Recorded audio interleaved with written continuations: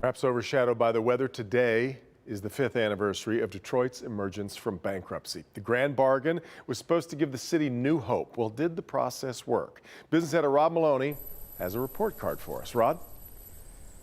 Yeah, Devin, in a word, yes, it did work. I mean, think about this. In downtown Detroit, most of the office buildings, even 5 years ago, didn't have tenants. Now they're largely full. You think about Corktown, think about Midtown. They're on the rise, certainly. But let's talk to the guy who helped, in large measure, make the grand bargain happen, retired Judge Gerald Rosen, and hear what he has to say about our grade. A plus.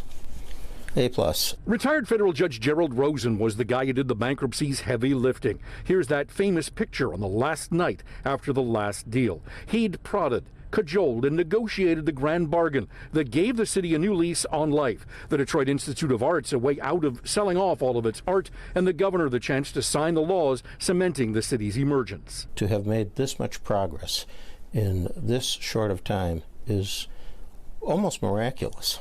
And a quick ride around downtown shows things not here 5 years ago. The Q Line, the boutique Shinola Hotel, businesses in the lower Woodward Business District.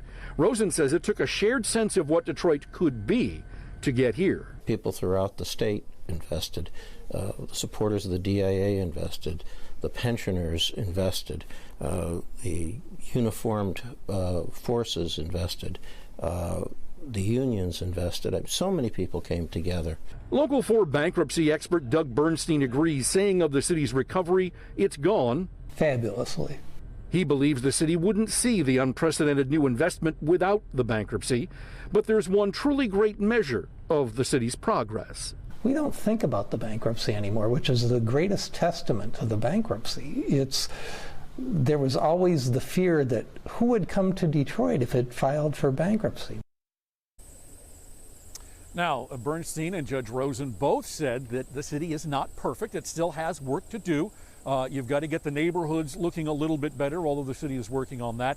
And of course, the school system needs to come way up. The bond rating is way up from the junk status of 5 years ago. So things are looking up. And in the meantime, the judge says, look, it took 50 years to get to where they were. It's going to take a while to get back fully.